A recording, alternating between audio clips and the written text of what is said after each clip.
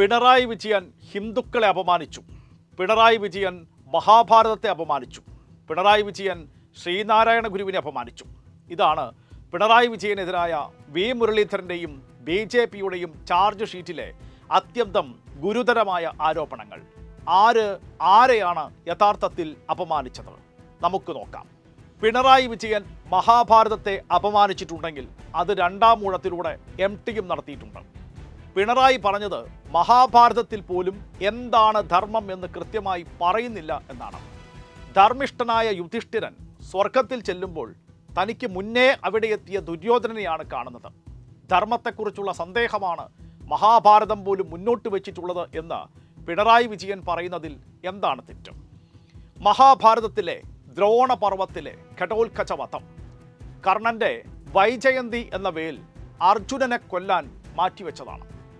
അർജുനനെ വൈജയന്തി എന്ന ആ വേലിൽ നിന്നും രക്ഷിക്കാൻ ഘടോത്കചൻ കൊല്ലപ്പെടും എന്നറിഞ്ഞിട്ടും കൃഷ്ണൻ കർണനെ നേരിടാൻ ഘടോത്കചനെ തന്നെ നിയോഗിക്കുകയാണ്. കർണൻ്റെ വേലേറ്റ് ഘടോത്കചൻ കൊല്ലപ്പെട്ടപ്പോൾ കാറ്റേറ്റ വൃക്ഷം പോലെ കൃഷ്ണൻ നൃത്തമാടിയെന്നാണ് മഹാഭാരതം വർണ്ണിക്കുന്നത്. മഹാഭാരതത്തെ ഭീമന്റെ കണ്ണിലൂടെ മാറ്റിയെഴുതിയ MT രണ്ടാം ഊഴത്തിൽ കൃഷ്ണനെ കൊണ്ട് ഇതുകൂടി പറയിപ്പിക്കുന്നു. രണ്ടാം ഊഴത്തിൽ ആ ക്രൂരതയെ കൃഷ്ണൻ ന്യായീകരിക്കുന്നത് അതിനേക്കാൾ ക്രൂരമായിട്ടാണ്. കൃഷ്ണൻ പറയുന്നു, ചത്തത് നന്നായി, ഭീമന്റെ പുത്രനാണെങ്കിലും കാട്ടാളനാണ്, രാക്ഷസ പ്രകൃതി, യജ്ഞവിരോധി, ബ്രാഹ്മണ ശത്രു. മഹാഭാരതവും ധർമ്മത്തെക്കുറിച്ചുള്ള സന്ദേഹമാണ് മുന്നോട്ട് വയ്ക്കുന്നത് എന്ന് മാത്രം പറഞ്ഞ പിണറായി വിജയനോ മഹാഭാരതത്തിലെ കൃഷ്ണന്റെ ക്രൂരതയ്ക്ക് ക്രൂരമായ ന്യായീകരണം കൂടി ചമച്ച MTയോ ആരാണ് കൂടുതൽ അപരാധി? മഹാഭാരതത്തെ വിലയിരുത്തിയാൽ, വിമർശിച്ചാൽ, ഭീമൻ എന്ന പാവം പിതാവിൻ്റെ കണ്ണിലൂടെ നോക്കുമ്പോൾ അർജുനനെ രക്ഷിക്കാൻ വേണ്ടി തൻ്റെ മകനെ ഗുരുതിക്ക് കൊടുത്ത കൃഷ്ണൻ എത്ര ക്രൂരൻ! കൃഷ്ണൻ്റെ ഉള്ളിലെ ചാതുർവർണ്ണ്യം പുറത്തു കൊണ്ടുവന്ന് MT പറയിപ്പിക്കുന്നു, ചത്ത് നന്നായി, അവൻ കാട്ടാളൻ, രാക്ഷസ പ്രകൃതി, ബ്രാഹ്മണ ശത്രു എന്ന്. വി മുരളീധരനോടും BJPയോടും പറയട്ടെ, മഹാഭാരതത്തെ പലരും പല രീതിയിൽ മാറ്റിയെഴുതുകയും വിമർശിക്കുകയും ഒക്കെ ചെയ്തിട്ടുണ്ട്. അതൊന്നും മഹാഭാരതത്തെ അപമാനിക്കലല്ല, അത് ഒരു ഇതിഹാസത്തിന് പിന്നീട് വന്ന തലമുറകൾ നൽകിയ ആദരമാണെന്ന് മനസ്സിലാക്കാൻ മഹാഭാരതം വായിക്കണം. മഹാഭാരതത്തിൻ്റെ പാഠങ്ങളും പഠനങ്ങളും കുത്തിയിരുന്ന് വായിക്കണം. ഇനി ഹിന്ദുവിനെ അപമാനിച്ചെന്നു. അതിന് ആരാണ് ഹിന്ദു?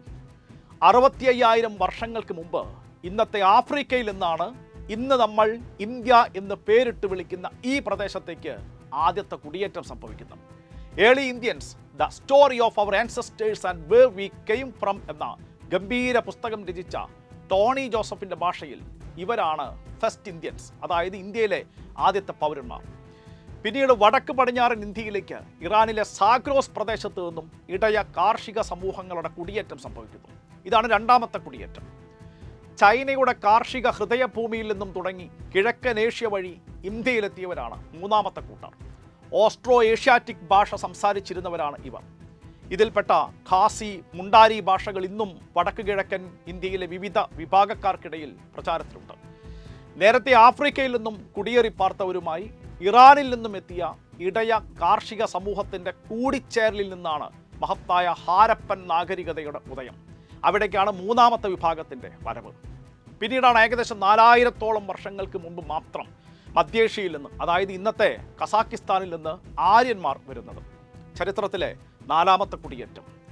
ആര്യ വൈദിക കാലത്തിൽ നിന്നല്ല ഈ സംസ്കാരത്തിൻ്റെ തുടക്കം കുറിക്കൽ എന്നർത്ഥം. പലയിടങ്ങളിൽ നിന്നായി പുറപ്പെട്ട് ദൂരങ്ങൾ താണ്ടി പിൽക്കാലത്ത് ഇന്ത്യ എന്നും ഭാരതമെന്നും വിളിക്കപ്പെട്ട ഒരു പ്രത്യേക പ്രദേശത്ത് എത്തിച്ചേർന്ന പല മനുഷ്യ സമൂഹങ്ങൾ കൂടിച്ചേർന്നുണ്ടായതാണ് ഭാരതീയ സംസ്കാരം. അതല്ലാതെ ആർഷഭാരത സംസ്കാരം എന്നാൽ ആര്യാധിനിവേശത്തിൻ്റെ മാത്രം സംഭാവനയാണ് എന്ന ഊറ്റം കൊള്ളൽ വേണ്ടെന്ന് ചുരുക്കം. ഇനി ഇന്ത്യ എന്ന പേര് ഇന്ത്യനാണോ? ഹിന്ദു എന്ന വാക്ക് ഭാരതീയമാണോ? അതുമല്ല. പ്രാചീന പേർഷ്യൻ വേദഗ്രന്ഥമായ സെന്റ് അവസ്ഥയിലാണ് ഹിന്ദു എന്ന വാക്ക് ആദ്യം കാണുക. അഹുരമാഷ്ട സൃഷ്ടിച്ച 16 ഭൂപ്രദേശങ്ങളിൽ ഒന്നിൻ്റെ പേരാണ് ഹപ്തഹിന്ദു. ഇതാണ് ഋഗ്വേദത്തിലെ സപ്തഹിന്ദുവായത്. പേർഷ്യൻ ചക്രവർത്തിയായിരുന്ന ദാരിയൂസിൻ്റെ ലിഖിതത്തിലും അന്നത്തെ കളിമൺ ഫലകത്തിലും ഹിഡു, ഹിന്ദു എന്നെല്ലാം രേഖപ്പെടുത്തിയിട്ടുണ്ട്. ഗ്രീക്ക് ചരിത്രകാരൻ ഹെറഡോട്ടസ് ഇൻഡോയ്, അതായത് INDOI, ഇൻഡോയ് എന്നാണ് ഈ പ്രദേശത്തെ രേഖപ്പെടുത്തിയിട്ടുള്ളത്. സിന്ധു ഹിന്ദുവും ഇന്ത്യയും ഒക്കെയായി മാറി എന്നതാണ് യാഥാർത്ഥ്യമെന്ന് ഇപ്പോൾ എല്ലാവർക്കും അറിയാം. ആ മാറ്റങ്ങളെല്ലാം തികച്ചും ഭൂമിശാസ്ത്രപരമായിരുന്നു, ഒട്ടും മതപരമായിരുന്നില്ല.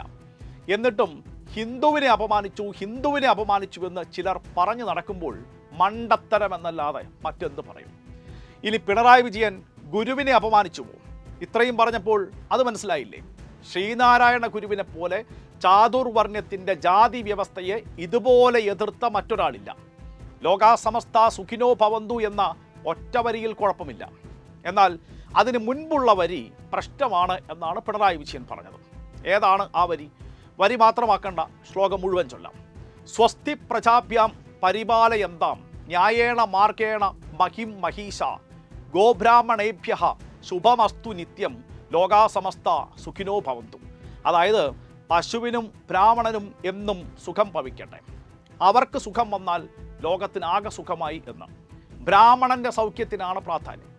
ബ്രാഹ്മണൻ സസ്യാഹാരിയാണ്.